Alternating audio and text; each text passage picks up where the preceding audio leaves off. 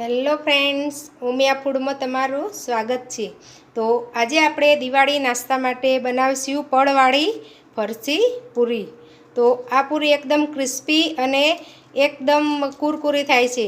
તો તમે જોઈ શકો છો, એને આપણે હાથમાં આ રીતે ભાગીએ તો એકદમ ભૂક્કો થઈ જાય છે।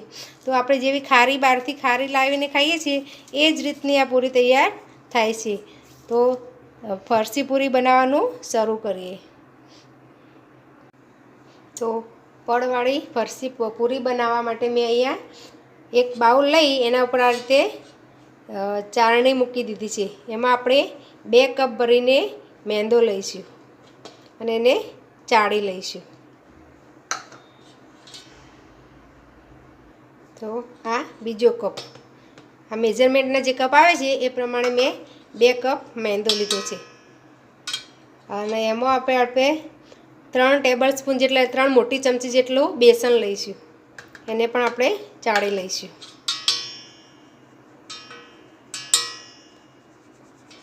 તો આપણે 2 કપમાં 3 ટેબલ સ્પૂન જેટલું 3 મોટી ચમચી જેટલું બેસન લીધું છે।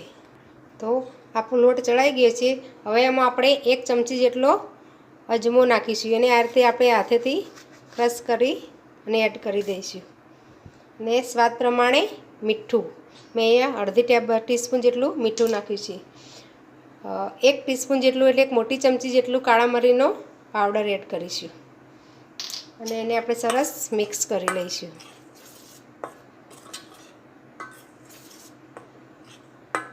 હવે એમાં આપણે મોણ એડ કરીશું।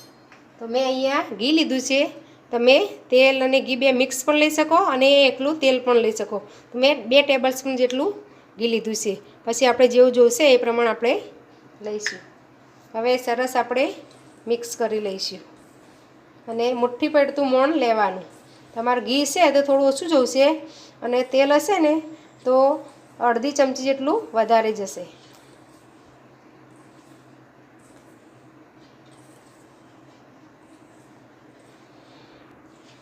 તો મેં ઘી મિક્સ કરી દીધું છે, તમે જોઈ શકો છો। આપણે મુઠ્ઠી વાળીએ તો આ જી છૂટું પડે છે, તો આપણે એક અડધી ટીસ્પૂન જેટલું ઘી ફરી એડ કરીશું, એટલે આપણે અડધી ટીસ્પૂન જેટલું ઘી લીધું છે। હવે આને પણ સરસ આપણે મિક્સ કરી લઈશું। હવે તમે જોઈ શકો છો આ મુઠ્ઠી વળે છે, એટલે આટલું ઘી તમારે રાખવાનું। હવે આપણે થોડું પાણી એડ કરી અને લોટ બાંધી લઈશું। આપણે કઠણ લોટ બાંધવાનો છે, એટલે પાણી આપણે ધીરે ધીરે થોડું એડ કરવાનું અને લોટ બાંધી લેવાનો।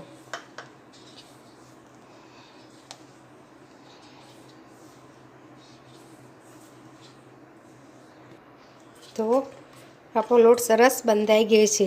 આટલો લોટ મારે અડધા કપ જેટલું પાણીની જરૂર પડી છે। તો તમે જોઈ શકો છો આ રીતનો કઠણ લોટ આપણે બાંધી દેવાનો। હવે આને ઢાંકણ ઢાંકી અને આપણે 10 મિનિટ રેસ્ટ આપીશું। તો આપણો લોટ સેટ થાય ત્યાં સુધી આપણે સાટો બનાવીશું। તો સાટો બનાવવા માટે મેં અહીંયા કોર્નફ્લોર લીધો છે, તો 2 ચમચી આપણે કોર્નફ્લોર લઈશું। તમે આની જગ્યાએ મેંદો પણ લઈ શકો। હવે એમાં આપણે 2 ચમચી જેટલું ઘી એડ કરીશું। જેટલો કોર્નફ્લોર લો એટલું આપણે ઘી લેવાનું, તમે એની જગ્યાએ મેંદો પણ લઈ શકો। હવે આને આપણે સરસ મિક્સ કરી લઈશું।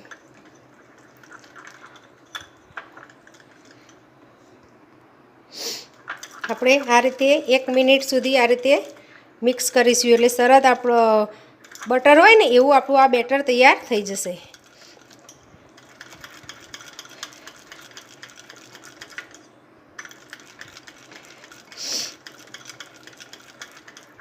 તમે જોઈ શકો છો આપણું બેટર બટર જેવું થઈ ગયું છે। હવે 10 મિનિટ થઈ ગઈ છે, આપણો લોટ આપણે સેટ થઈ ગયો છે। હવે એને થોડો મસળી લેવાનો। અંદર આપણે મુઠ્ઠી પડતું મોણ નાખ્યું છે, એટલે લોટ મસળતા તેલ લેવાની જરૂર નહીં પડે। આ રીતે આપણે 1 મિનિટ મસળી લેવાનું, એટલે આપણો લોટ સરસ સુવાળો થઈ જશે। તો હવે આપણો આ લોટ મસળાઈ ગયો છે હવે આપણે એમાંથી નાની નાની રોટલી થાય એ રીતના આપણે સરસ લીસા પોચ લુવા બનાવી દઈશું. આ રીતના આપણે પોચ લુવા બનાવી દઈશું.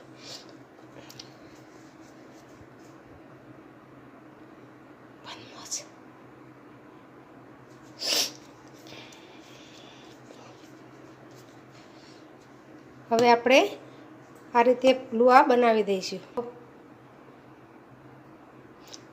આ રોટલીને આપણે વણી લઈશું. લોટ જો પરફેક્ટ બંધાણો છે તો આપણે વણતા સહેજ પણ ચોટે નહીં, કે તમે જોઈ શકો છો ધાર પર ફાટે પણ નહીં. એટલો બધો કઠણ નહીં બાંધવાનો કે આપણી ધાર ફાટી જાય. તો આ રીતે આપણે એકદમ પતલી રોટલી વણી દઈશું. આ રીતે પોચ રોટલી આપણે પોચ કળવાળી કરવાની, એટલે આપણે પોચ રોટલી વણી લઈશું. તો મેં આ રીતની તમે જોઈ શકો છો સાવ પતલી એવી 5 રોટલી મેં તૈયાર કરી દીધી છે. તો હવે આપણે પૂરી આગળની પ્રોસેસ કરીએ. તો એક રોટલી આ રીતના મૂકી એના ઉપર આપણે આ રીતનો સાટો લગાવી દઈશું. સાટો આ રીતે હાથોથી જ લગાવવાનો, એટલે આખી રોટલી પર આવી જાય.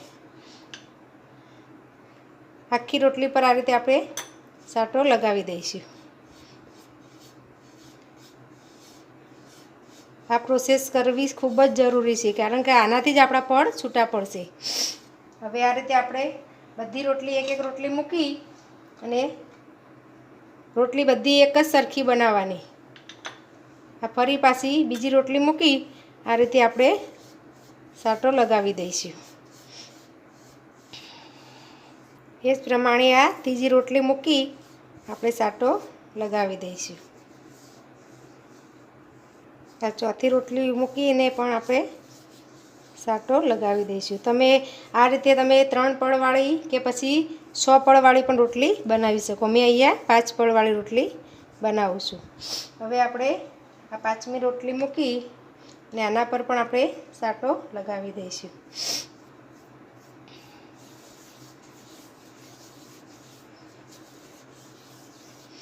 આ ઉપર થોડો જ લગાવવાનો, કારણ કે આપણે વણવાની છે. હવે આને આપણે હલકા હાથે વણી લઈશું. આ રીતે હલકા હાથે મોટી રોટલી તૈયાર કરી દેવાની. આપણે આ રીતે ફેવરીને પણ વણવાની, એટલે નીચેની રોટલી નાની ના રહી જાય.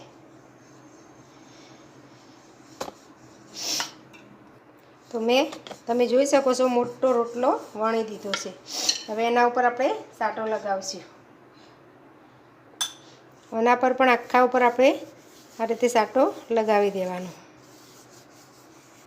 હવે આપણે આનો રોલ વાળીશું. તો આ રીતે પ્રેસ કરતા જવાનું અને કાઠો રોલ તૈયાર કરવાનો.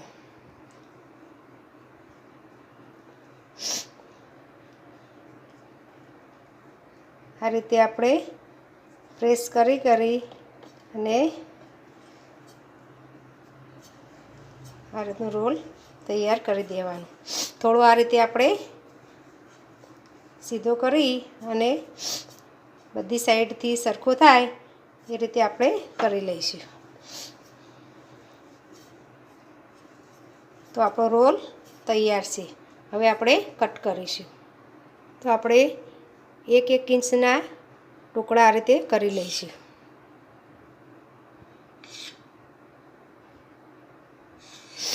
આ રીતે બધા ટુકડા કરી લઈશું. તો ટુકડા થઈ ગયા છે.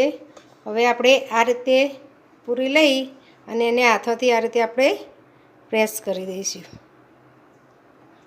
આ રીતે ગુલ્લો કરી અને આપણે એક બાજુ રાખી દઈશું. આ રીતે આપણે બધા ગુલ્લા તૈયાર કરી દઈશું. તો મેં બધા આ રીતના આપણા ગુલ્લા તૈયાર કરી લીધા છે. હવે આપણે એને વણી લઈશું. તો એને આ રીતે પ્રેસ કરેલું છે, એટલે આપણે હળવા હાથે થોડી, બહુ પતલી નથી કરવાની, થોડી જાડી રહે એ રીતની જ આપણે પૂરી તૈયાર કરી લઈશું. બસ આ રીતની જ આપણે બધી પૂરી વણી લઈશું. તો મેં આટલી થિકનેસવાળી પૂરી વણી લીધી છે. હવે આપણે તળી દઈએ. તો આપણું તેલ ગરમ થઈ ગયું છે. હવે તેલમાં સમાય એટલી આપણે પૂરી મૂકી દઈશું. તેલ બહુ ગરમ નહીં કરવાનું, મીડિયમ તેલ ગરમ થાય એટલે જ મૂકી દેવાની. આ રીતે હવે સ્લો ગેસ પર જ આપણે તળવાની છે અને હાલ હલાવવાની નહીં. થોડી આ રીતે ઉપર આવે 1 મિનિટ પછી આપણે ટર્ન કરીશું. હવે આપણે એને ટર્ન કરી લઈશું. બધી પૂરી ઉપર આવી ગઈ છે એટલે આ રીતે આપણે ટર્ન કરી લઈશું. અને ધીમા ગેસ પર ગોલ્ડન થાય ત્યાં સુધી આપણે શેકાવા દઈશું. તો તમે જોઈ શકો એક બાજુ સરસ ગોલ્ડન કલર આવી ગયો છે. હવે 1 જ મિનિટ નીચેની સાઈડ આવો કલર આવે એટલે આપણે એને લઈ લઈશું. તેલમાં જ તમે જોઈ શકો કે બધા પડ છૂટા થઈ ગયા છે. તો આપણી ફરસી પૂરી તળાઈ ગઈ છે. હવે એને આપણે તેલમાંથી બહાર લઈ લઈશું. તમે આમાં જોઈ શકો છો કેવા પડ છૂટા પડી ગયા છે. હવે એને પ્લેટમાં લઈ લઈશું અને આ રીતે આપણે બધી પૂરી તળી લઈશું. આપણી બધી પૂરી તળાઈ જ ગઈ છે. તમે જોઈ શકો છો બધી જ પૂરીમાં બધા પણ આ રીતે છૂટા પડી ગયા છે અને એકદમ ક્રિસ્પી અને કુરકુરી આપણી પૂરી તૈયાર થઈ છે. તો 2 જ કપ મેદામાંથી આપણે મોટી ડીશ ભરાય એટલી પૂરી તૈયાર થઈ જાય. વજનમાં જોઈએ તો 600 ગ્રામ જેટલી આપણી પૂરી તૈયાર થાય છે. તો ખારીને બજારની ખારીને પણ ભૂલાવી દે એવી આપણી ફરસી પૂરી તૈયાર છે. જો તમને આ મારી રેસીપી ગમી હોય તો મારા વિડીયોને લાઈક, શેર અને મારી ચેનલને સબસ્ક્રાઈબ જરૂર કરશો. ફરી મળીશું આવા અવનવા વિડીયો સાથે. ધન્યવાદ.